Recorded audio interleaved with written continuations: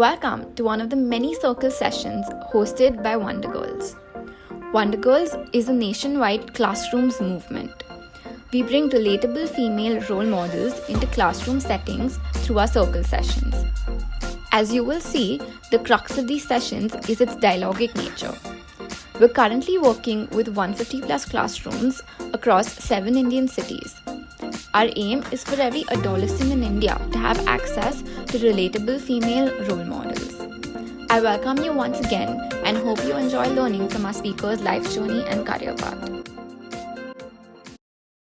Actually made a short presentation. Can I share my All right, yes. Is this all the participants we have? Are we waiting for more? Yes, we are waiting for more, but since we have a time constraint, so you can start and students will keep on. Could you just allow me to share my screen? Yes, I have done that.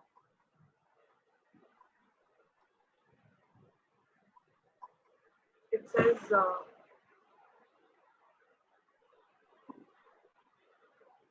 okay. Let me know if you all can see it. Can I have a thumbs up? It's clear for everybody? Yeah? Up. Okay, so good morning, girls. Are we all girls over here? Yes. Good morning, girls. I, like Miss Lindsay said, how do I address you, Lindsay? Miss Lindsay, what do they call you? Just Vinci. Lindsay's fine. You can call me Nadia also. I'm absolutely okay with that. I've been teaching now for 4 years. Like she said, yes, it's been a passion of mine since I was small. So I've just created a very short presentation because I just didn't want it to be only me talking. Please feel free to ask me anything at any point of time. I'm happy to answer. But of course, yes, we have a separate section for questions and answers. I'm going to quickly begin. Like we said, we have a time constraint. My journey as a teacher. So I'll speak about my childhood, what motivated me, my role models, and my strengths and weaknesses.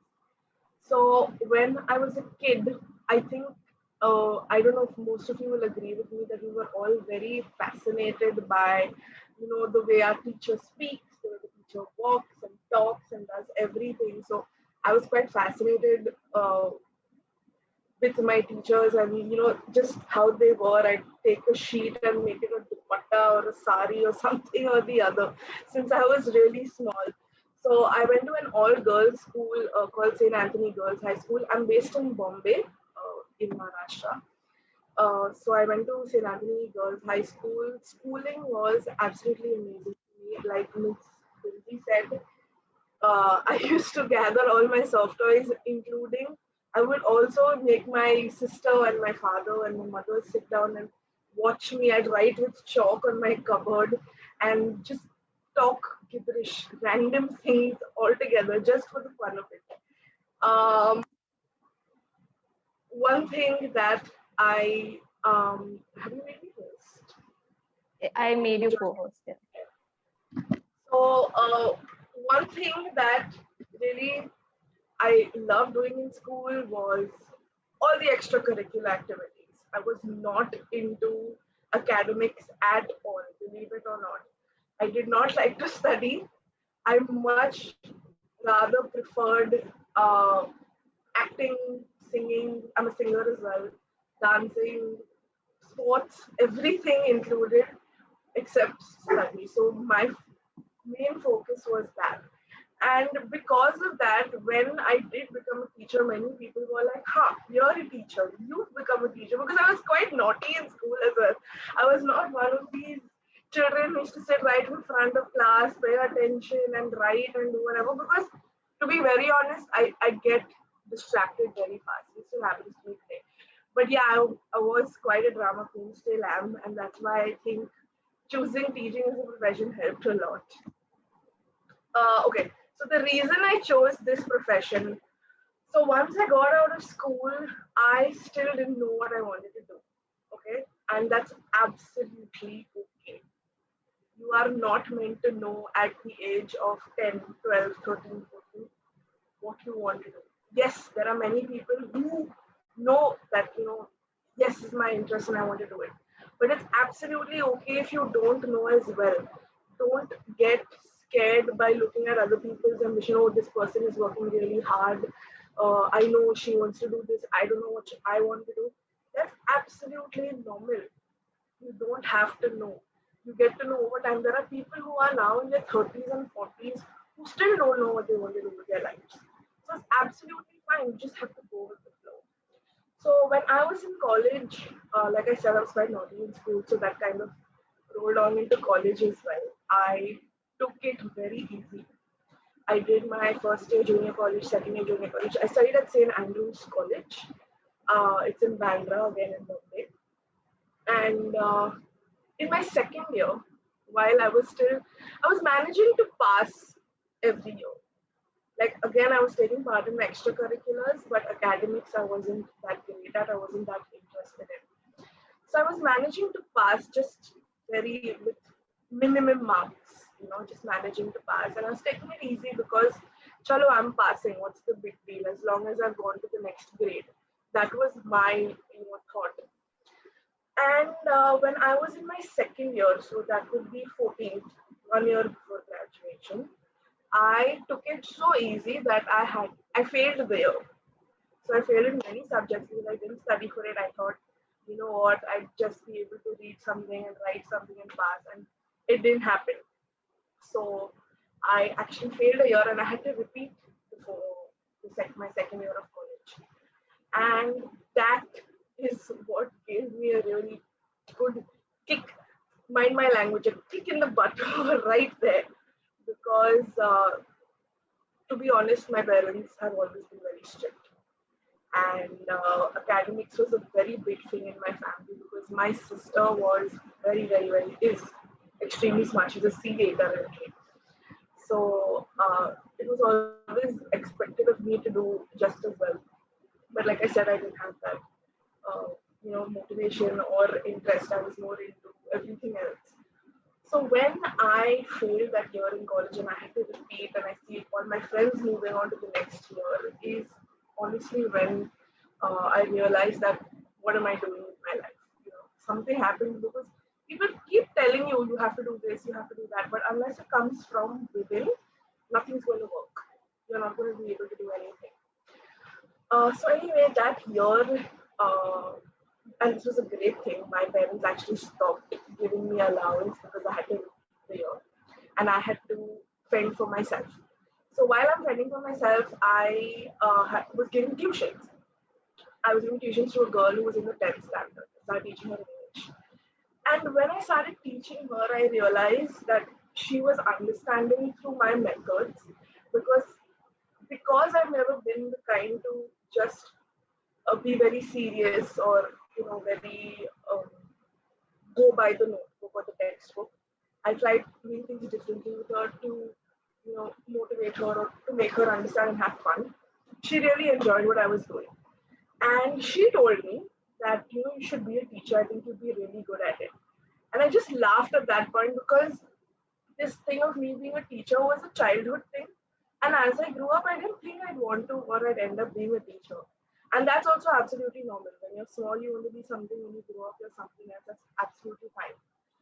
And so this basically shows that I spent 6 years in college, not 7, because I played around a lot. And then I knew what I wanted to do in my final year. Then I majored in subjects. I majored in 6 papers of English. I studied 6 papers of English so I could teach going forward. So that was my motivation to after I actually failed a year and I had to put in all of that hard work. That's the reason why I became a teacher, to be very honest. Moving forward, my role models, I honestly have been surrounded by the most inspiring people, like apart from my parents.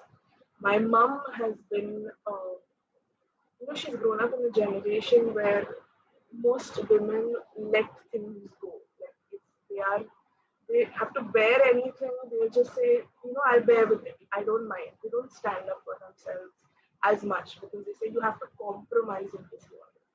But even though she was in that, generation of people, she raised my sister and myself to always stand up for ourselves.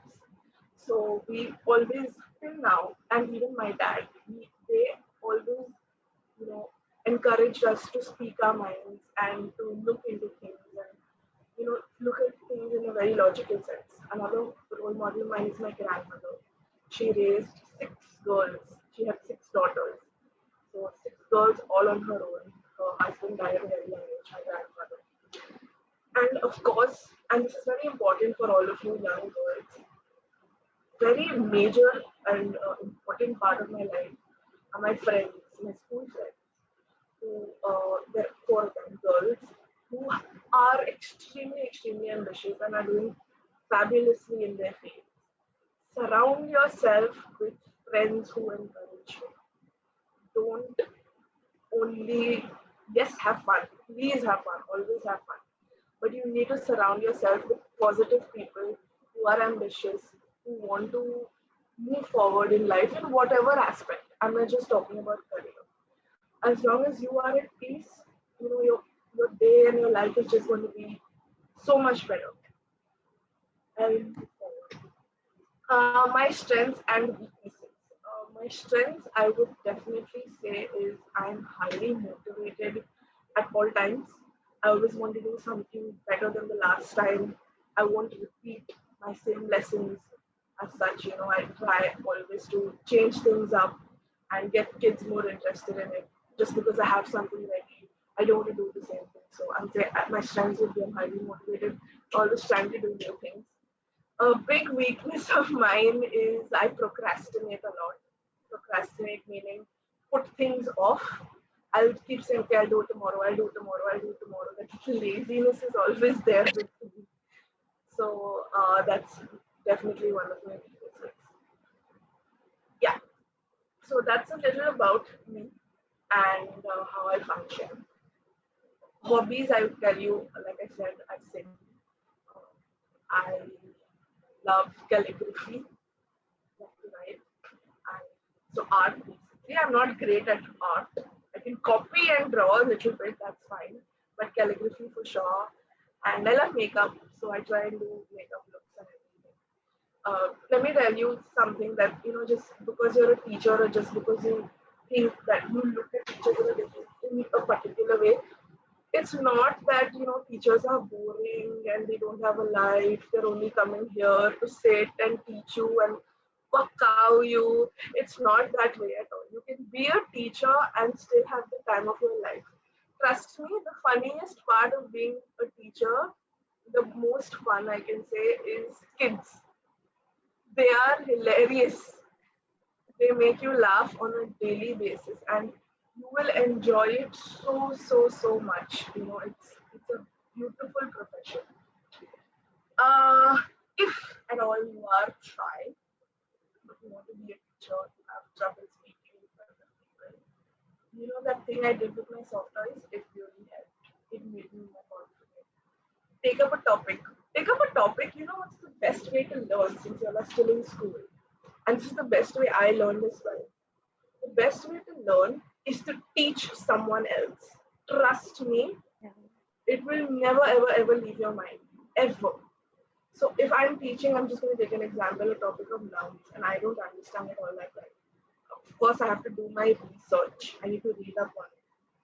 But if you have a younger sibling at home, or even your parents for that matter, go teach them.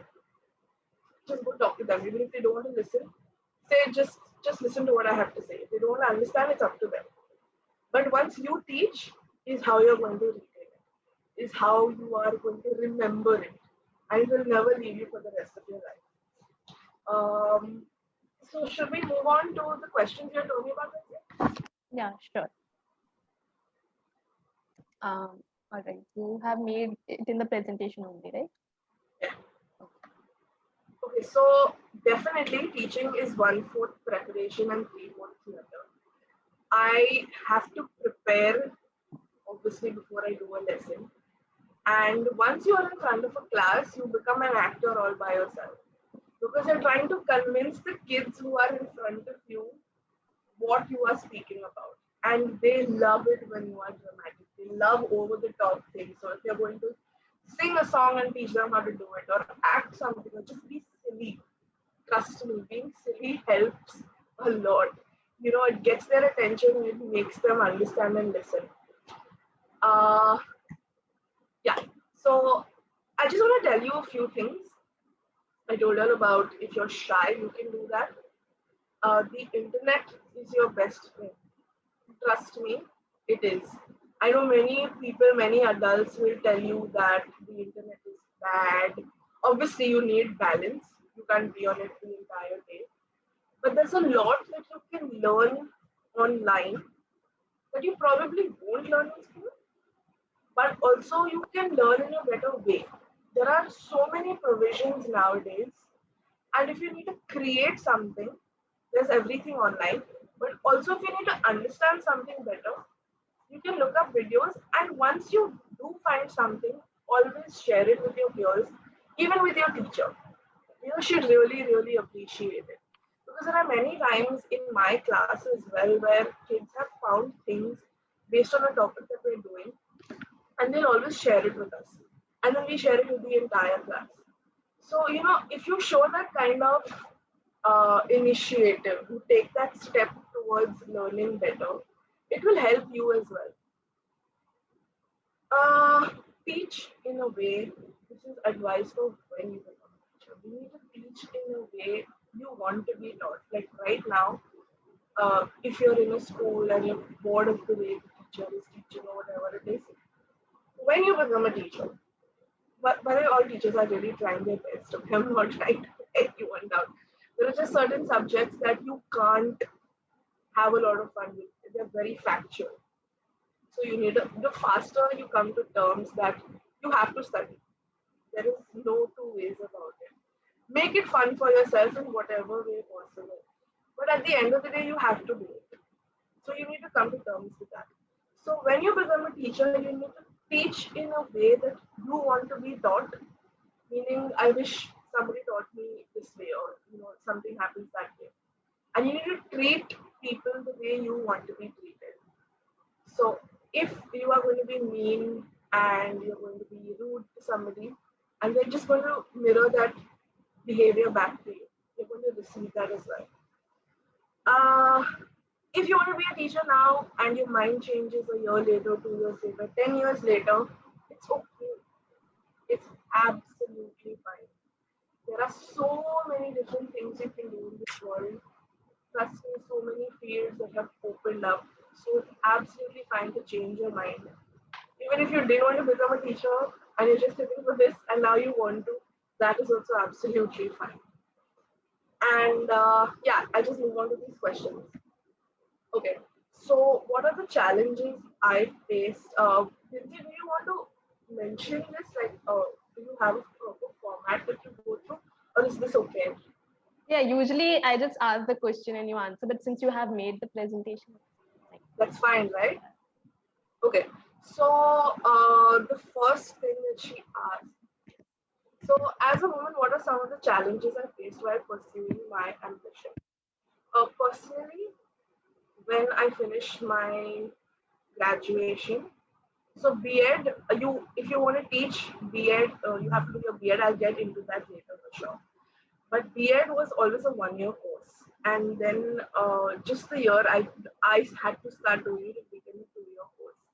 But personally, I did not really face any challenge that was so major because um, my parents were really supportive of my education, and I'm still living with them. I'm not married, uh, but I met a lot of people, a lot of women. Unfortunately, so we were a class of 100, and there were three boys. Okay, 97 girls and just three boys. But looking at the various families that these women came from, there were people who were married, there were people who were pregnant. So most of their challenges were having to balance out home and like family and studies. Okay, so this is while I was pursuing it. So while I was studying, this is what had happened. Uh, you need to explain to your family if you're in a situation like this that it's just a matter of 2 years. of studying, because the studying part is a little more hectic than the working part, to be very honest. Because it's a whole day course, and you need to do a lot of project work and everything. And once you start working, of course, once it's settled, you get into the whole flow of it, so it's fine. So many of them face these challenges of balancing home life and family life and studies. But apart from that, you go to different schools and you intern at different schools. So I practice at different schools. How the uh, children accept you or listen to you, it's very refreshing. So I would say a big challenge is just trying to balance out your home from your schoolwork. Next, what kind of financial support is required to pursue teaching as a profession? So, like I said, B.Ed, Bachelor of Education is what it's called, is a course that you do after you finish graduating. And graduating means 15th. Once you're done with your graduation, choose a subject that you truly love. Okay? Because then when you want to teach it, it becomes easy and you enjoy it thoroughly. So even if you're taking science, right, you can do a B.Ed. If you're taking any subject in college, if you're taking science, commerce, math, arts, whatever it is, you can do your B.Ed after you graduate. And then you learn how to teach that particular subject. So you don't have to be just stuck to arts because you want to be a teacher. That's very untrue, because arts always doesn't uh, have mathematics as a subject, doesn't have science as a subject. So if you enjoy science as a subject, do science. Just do your BSc, Bachelor in Science. And then after you graduate, you can do a B.Ed course where they teach you what to teach, bottom line. So I did English, I did arts, and I did English because I was never interested in science. I was never interested in commerce either. Arts was mainstream to me, so I went into arts and I majored, meaning I did 6 papers of only English in my final year, in my 15th, my final year of graduation. So apart from that, when you do go to do your B.Ed, it is not very expensive if you go to a government college. Okay, there are provisions for everyone. So there are government colleges and there are private colleges. Your government colleges, the fees range from about 30 to 40,000 a year for the entire academic year. But still, if you can't afford it, there are provisions for each and every person. So you don't have to be overwhelmed by the fact that it costs so much. You don't have to be scared. If you approach the college, they will give you provisions for sure. Even if you go to a private college, they do give provisions as well. So you can get scholarships based on your studies and everything. So for financial support, you have provisions, so you don't need to worry about it. But if you are working, start saving up. Like obviously not now, when you're in college. So maybe after you finish your 12, after you're 18 years old, just try doing a part-time job that can help you somewhere. Try giving tuitions if teaching is your passion. I wonder if any of you are doing it now. Is anyone giving tuitions? Is there anyone who is giving tuitions to either their siblings or some kids from Neighbor or whatever? Neighbor? No, Didi. No? No? That's okay, and that's absolutely fine. But I'm saying if you do want to get a hang of becoming a teacher and something you love, start over here. And even if you're tutoring somebody your own age, if you're in the 9th standard, you understand the topic really well, teach the person that topic, you will understand it even better. So it's a win-win situation. You are also benefiting from it, they are also benefiting from it. So don't worry about the financial aspect of it. There are provisions for everyone. You can get scholarships. You can obviously, they'll ask you a few questions and everything, but there are government colleges that will give you that financial support and provision. How can we cope in situations where others discourage us? One of the most disheartening things that people think is teachers don't have to do any work. They say it's too easy. You have a very cushy life. You start at 8, you end at 1, and that's what it is for you. It's very false. It's very, very, very false. Lindsay, I'm sure you will agree with me. It's not easy teaching because, like I said, you have to do a lot of preparation. You have to educate yourself first because I can't just come in front of a class and talk rubbish. What is the point of it? So it is a lot of hard work, but it's fun. Anything that you do, you can make it fun. You need to have a positive attitude. You need to be accepting of anything that comes your way. So, how do you cope in a situation where somebody is discouraging? Is you need to first and foremost remember that this is your life. This is your life. It's your hard work. Only you are going to benefit from it mentally. You can do really, really well at whatever you're doing, but not be happy with it. Or you can say the best of things and do the best of things, go by the textbook, do things ethically. There'll always be somebody who will go against you. You need to worry, you need to remember that it's not their life. They can say what they want. You need to be happy with yourself. You need to be happy in your mind. You need to have mental peace. And you need to be excited to work. So the way you cope in a situation like this is by just remembering that it's my life. Forget everybody else. Okay, let them think what they have to. At the end of the day, am I happy with what I'm doing? Am I satisfied with what I'm doing? That's what you need to remember. Okay, when I say forget them, I'm not saying be rude to them or something. I'm just saying don't really pay attention to negative comments. Because whatever you do, there are saints, people who are saints, you know what saints are, right?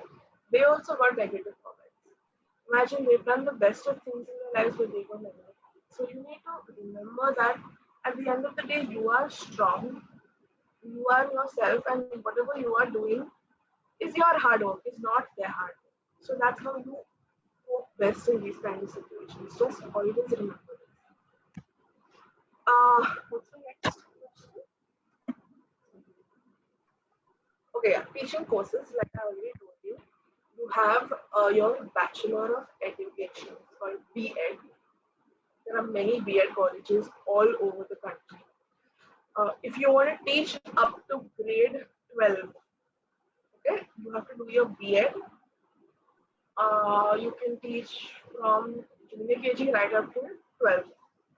If you want to teach only younger kids, like babies, from junior KG to grade 2, there's something known as ECC Ed, that's early childhood care. You can teach grades from junior KG to grade 2. So those are the courses. These courses are available throughout the country. There are B.Ed colleges throughout the country. They are based in Delhi, right? Yeah. So you have the best colleges in Delhi as well. All you need to do is do research. I saw a few yesterday as well. There are many government colleges as well as private colleges. So B.Ed courses are available everywhere. You don't have to worry about going to another state or something to do it. It's absolutely amazing anywhere you are because it's the same curriculum everywhere.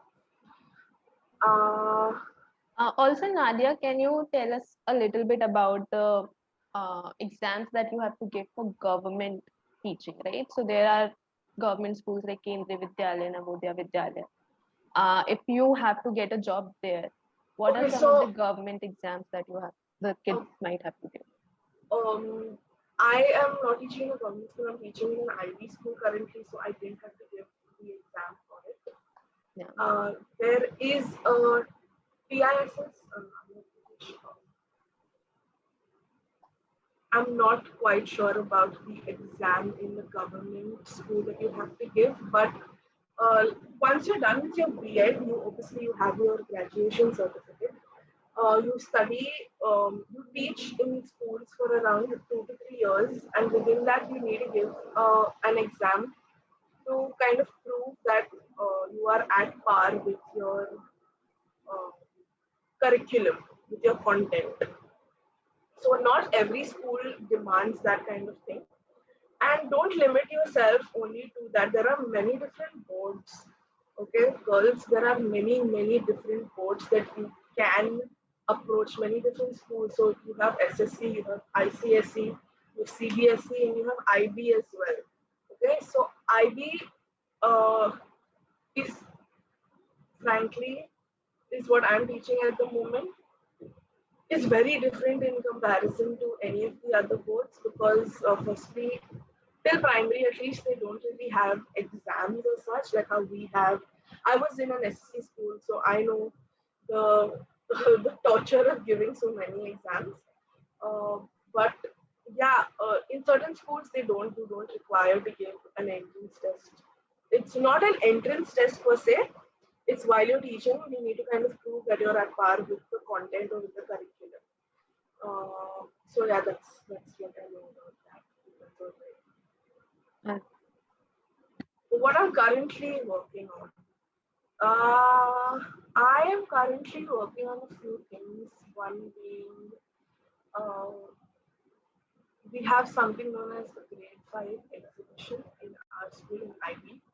So I teach in Grade 4, but I'm a mentor for the Grade 5 kids, where they take a particular topic and they do a lot of inquiry into it. So in IB, it's not just me giving you content and you listening to it. It is, I'll give you certain terms and you need to do a lot of research on your own to understand it. That's what inquiry is, through different forms. So I'm helping out a group there. That is one of the things I'm doing. I'm also trying to pursue education, further education in Australia. So I've applied to a few colleges over there. And another thing I'm doing is I'm working on teacher PD for professional development. So there are many teachers who joined in new this year in my school. And obviously, everyone is hating online teaching, I'm sure, but they're new to everything. So I'm trying to kind of help them out with things they can work with their students because we're not in a physical school, so they didn't have as much as training as they would. Many schools have inductions, so as soon as you learn whatever during the year and you go to a new school, every school functions differently. So they'll teach you how the school works and how to go about doing things. So yeah, that's what's happening. And finally, it's my most memorable moment as a teacher. Means if you have any other questions, please let me know. yeah, we will do continue with that. Yeah.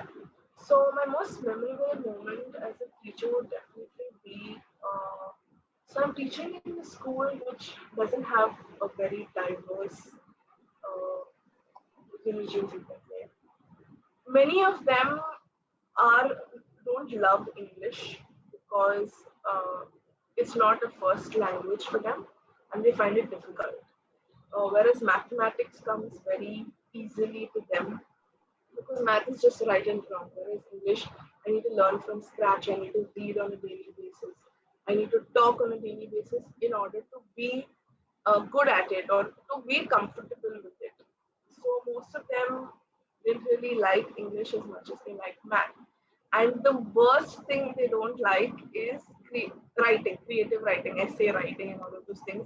And I'm sure most of you don't like it either. And I didn't quite like it in school, so don't worry about that. But that's how it is. So I tried my best to kind of make it interesting for them, and also gave a lot of feedback. So a lot of positive feedback when I say, I can see Ishika's name right now, so I'm just going to take Ishika's name. Ishika, you did a great job at trying to elaborate this particular topic, and I really see a lot of improvement in your work. However, these are a few points that you need to work on, and I'm sure you'll do well.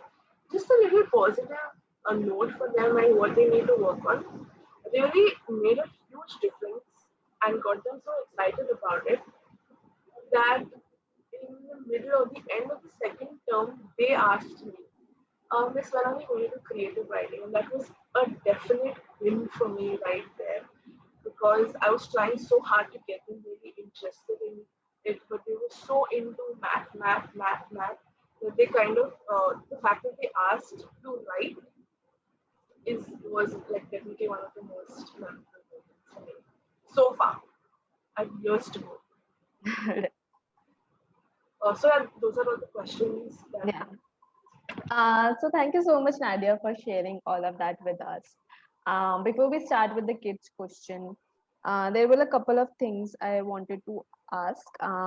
One thing is definitely you said that internet can be a big support for the kids as well as for the teachers. So when we are talking about the profession of teaching, how can social media help us in developing our teaching skills and just okay. teaching the kids? So this is actually an argument I've had with somebody before because I currently do have a lot of, as a teacher, I'm speaking as a teacher, there are multiple accounts. I'm going to use Instagram as an example, Instagram and Facebook.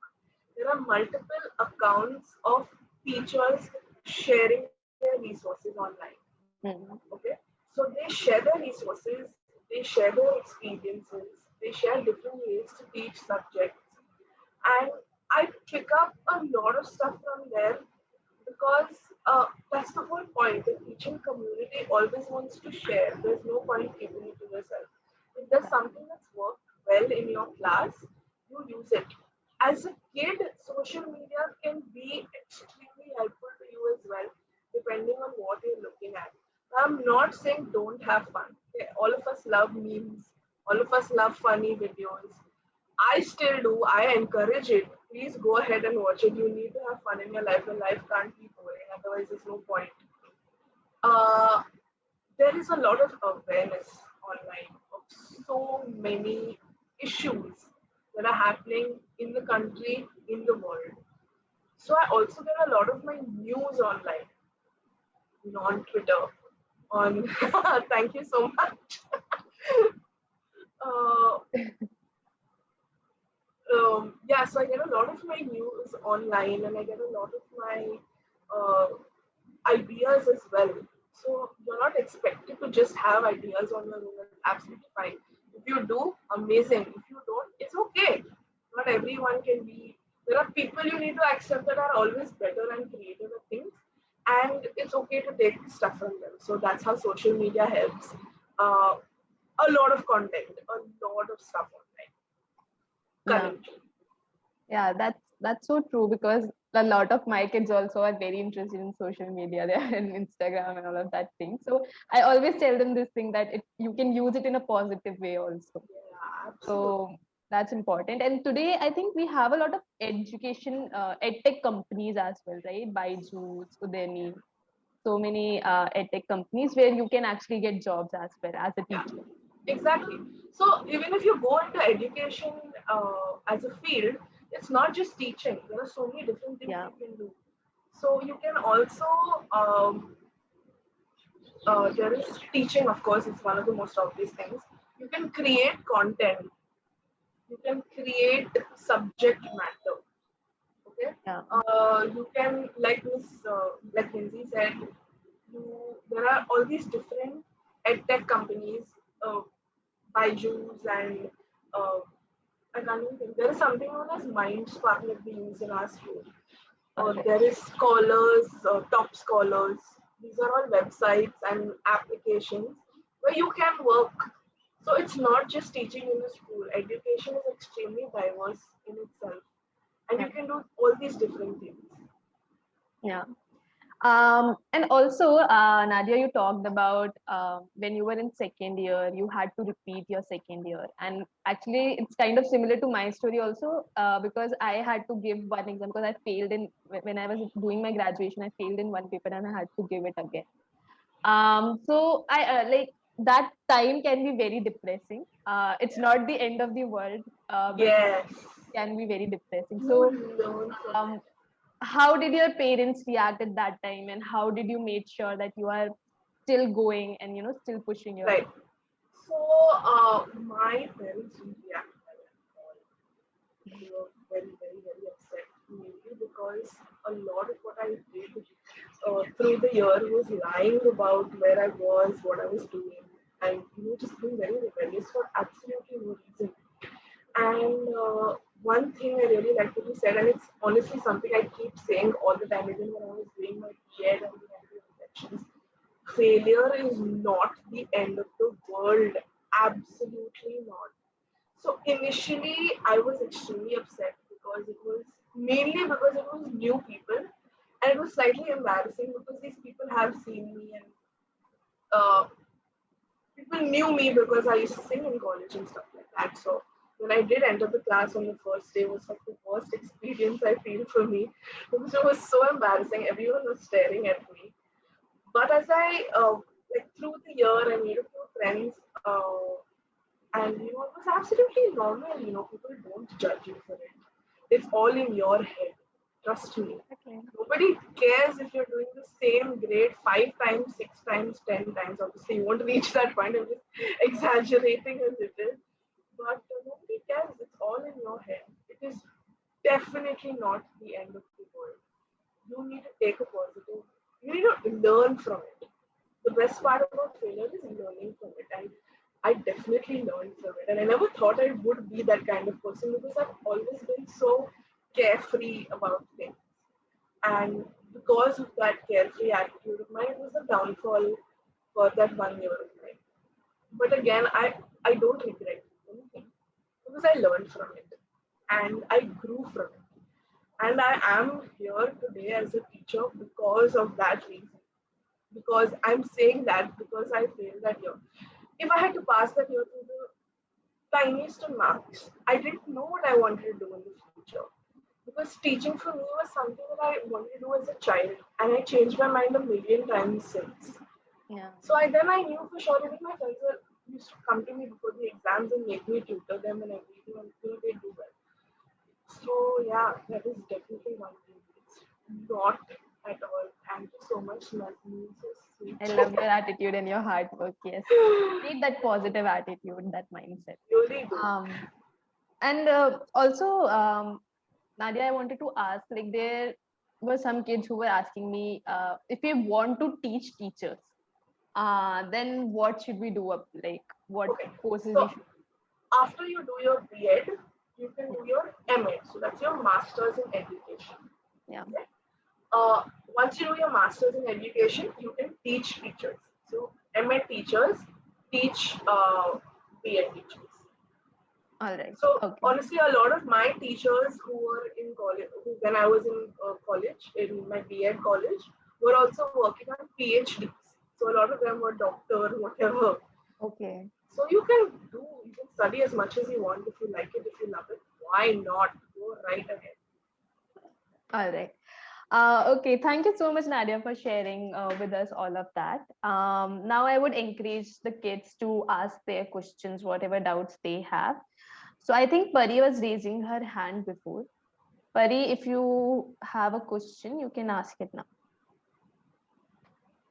No, दियो by mistake हो गया था. All right. I get that on a daily basis, so I totally understand, no problem. Let me check the chat box. Sarita asked the same question. Didi, did your parents support you if you want to become when you wanted to become a teacher? Because I think teaching is a profession that people consider very non-competitive. Like, people think that you don't have to work hard to become a teacher. It's very So untrue. yeah, and a lot of parents, like when I told my parents that I want to become a teacher, they were very supportive. But like other people around me, the relatives and all of those, they are like, what will you do becoming a teacher? You should. And I took science math, so obviously everyone asked me to do engineering. So Right. it can be a bit hectic. People can be very, Yeah. So, like I said, it's not their lives. At the end of the day, if people are commenting on it, it's not their lives, it's your life. You need to do what makes you happy. If teaching other people or shaping young minds is something you want to do, go for it. You know, my parents were extremely, extremely supportive. Honestly, I did so well when I was doing my B.Ed because it's something I enjoyed. I never did well in school. I used to get like maybe first class marks, less than that, second class sometimes. But when I wanted to, when I was doing my B.Ed, I was getting like A grade, O grade, 70, above 70%, above 80%. It came very naturally to me. So that's what I loved it. My parents were extremely, extremely supportive of my career choice. They've always been. Even when I said I want to become a psychologist, I wanted to do that at one point. Or then I said I wanted to get into media. They always had that thing where you do what you want as long as you put your hard work. It comes from within. We can't keep forcing you to do stuff. So when I did this, they saw that I was doing well and that I liked it, and yeah, they were very, very happy with it. I owe all of that to them. Yeah. And Nasreen, you asked a question on the chat box. Can you come off mute and ask it?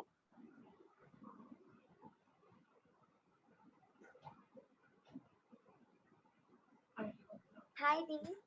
Hi. So the I have doubt that in like my opinion, like I don't follow my plan when there is exam. I that is too hard to change my habit. So I have question that how can we make our plan in better way and that can change our habit too.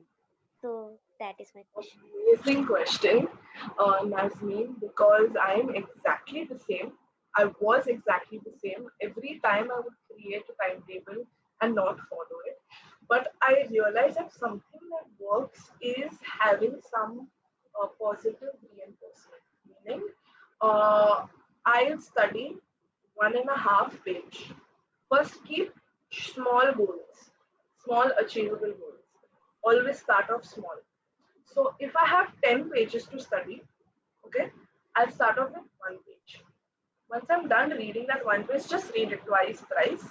I'll reward myself by checking my phone or by watching a quick 5 minute video.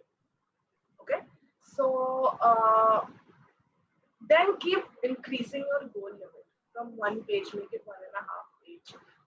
Eat a chocolate, that is your reward. Uh, Go around the house, walk around a little bit. Create rewards that you enjoy. So I know I can't do something. So for example, something I am very addicted to my phone. So I keep these goals that until I'm not done with so much of this lesson, I won't touch my phone. It takes time. It's not something that will happen overnight. But rewarding yourself after achieving small goals will help you also create larger goals than awarding yourself them. Yeah. I hope that helps. Okay, Dee, thank you so much. Sarita, uh, can you come off mute and ask your question?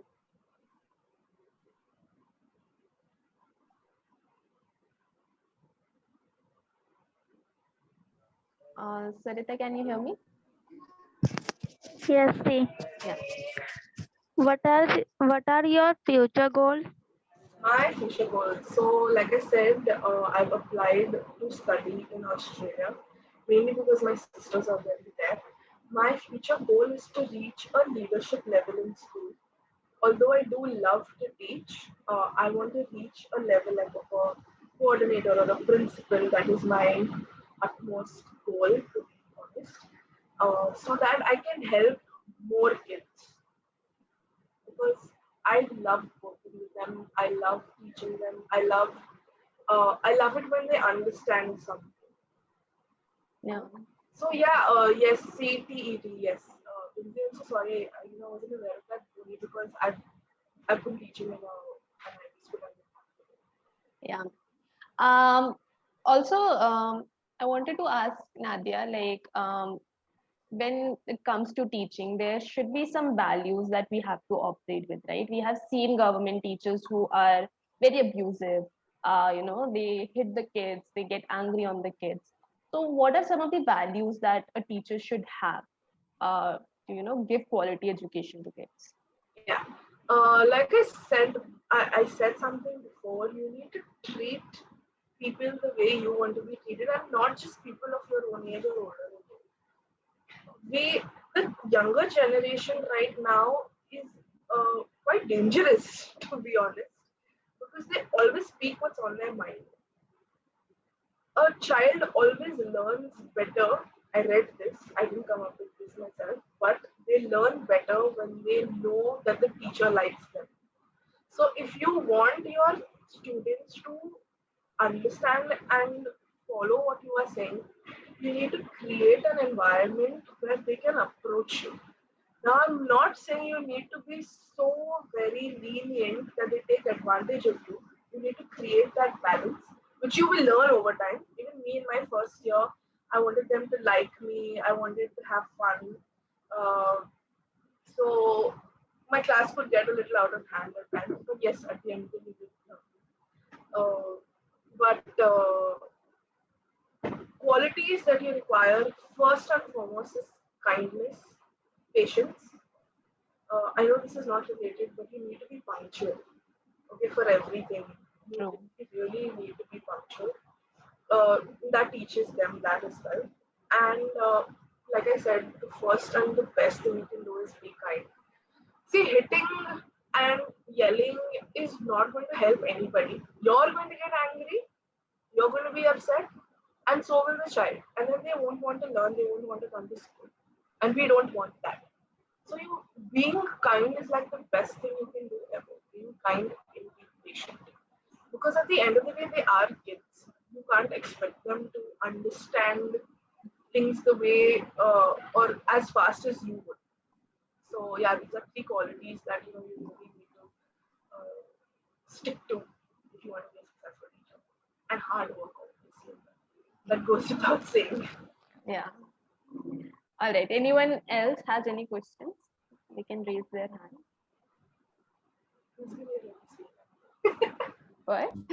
Nasneem is just complimenting you all today. Prachi. Prachi. Yes, Prachi. Hello ma'am good morning Good morning.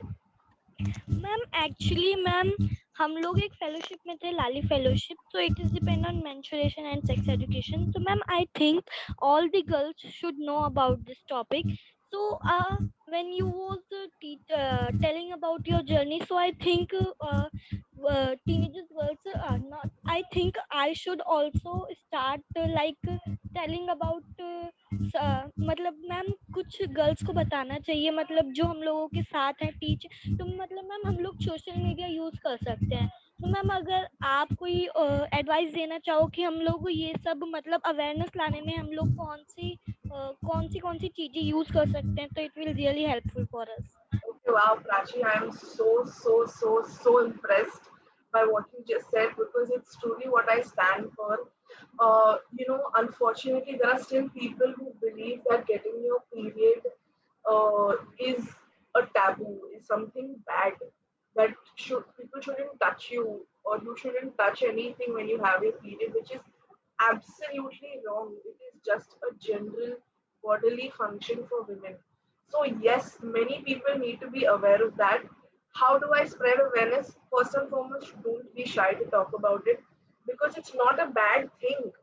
Okay, it's an extremely normal thing. Every woman goes through it. Every single woman on this planet goes through it. And it is also good for boys to know about it because there are many boys who are very unaware Yeah. or they don't know about it and then they talk any rubbish sometimes. So feel free to talk about it openly, and if people react badly, if they say, "She, what are you talking about?" You need to just stand your ground or be firm and say, "It's normal. It happens to every girl." So you need to know about it, and this is what we go through. You spread awareness by yes, if you have social media, there are again many accounts that spread this positive attitude towards menstruation and sex education. If you were talking about that as well, yes, you should know about it and you should share. Okay, so if you have other friends who are on social media, you can share such posts with them. Obviously, it needs to be age friendly. Obviously, can't speak to a second standard child about it because they're not totally aware, but maybe older, fifth grade, fourth grade, fifth grade, I feel is a good enough age to know about menstruation because there are many kids who are getting their period now. I'm working with grade 4, so I know that there are kids who are going through it. Mainly it happens in grade 5. So Pari, use your voice. Oh, sorry, Prachi. Prachi, right? Yeah. I love that you said that yes, everyone should know about it. Use your voice as much as you can. Gather a group of girls who are just as passionate about this topic as you are. You don't only have to educate women or girls your age, you can do it in your society. So gather a group of kids, create a committee, and talk about menstruation. Talk about it as much as you can. Talk about how normal it is. Okay? But ma'am, जितने भी लोगों को मैं जानती थी, I was shared all the things with them. But I think those girls I don't know, and so they should also know. So ma'am, how can we make social media page? Like there is a page Prava and the befriending circle. So when we make a ID, so it will become normal ID like unfollow, follow. But that page we can give only them feedback and. Yes, ma'am. We can only give them feedback. We can after following, we can unfollow them, and we cannot mute their stories. And matlab, ma'am, I was the youngest volunteer of Prava. It was and at a 27th Feb, we guys have an event on 27th Feb. So and we guys had a heritage walk on Rahim Storm, and ma'am there is a the befriending circle also, so I want to work like them. So ma'am, how can I support myself? Ma'am, I have so much financial problems, so and in my community there are so those people live in my community, their mindset is not good. They also still think the PX is very wrong thing, and it is like a disease. So I want to change their mindset. So, first and foremost, Prachi, I'm very impressed by you and your motivation to do this.